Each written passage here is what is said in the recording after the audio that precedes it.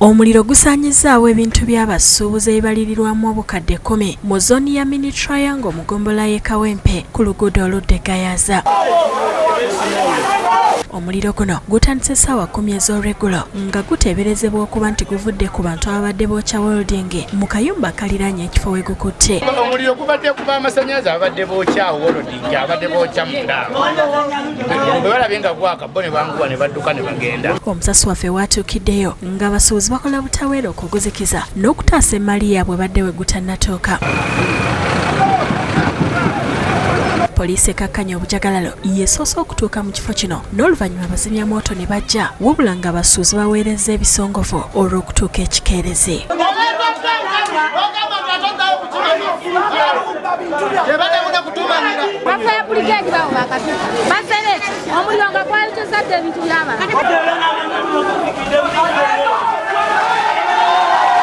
Twogeddeko n'abasuubuzi ne bategeeza nti mu kitundu ekyo amasannyalaze gabadde gatera okwaka.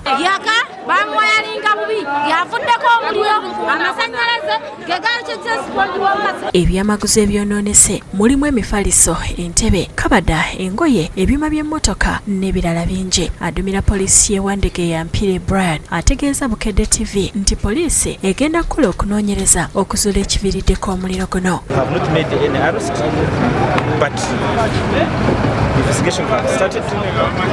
We shall trace probably who caused the fire and what was the cause of the fire.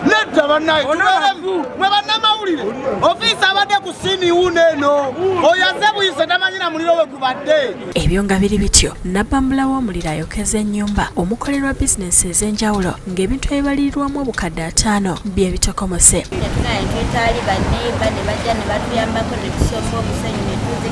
Bino bibadde kyali wajala mu munisipaali y'Ekira okulira n'essomero lya Vienna College. Teopista Kaija nga yenannyini nnyumba omuliro guno kwe gukutte ategeeza nti omwana eyabadde alaba firimu ekiro ye yasoose okugulaba.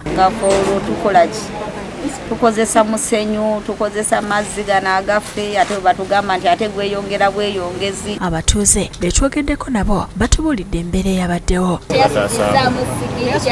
Okitegeera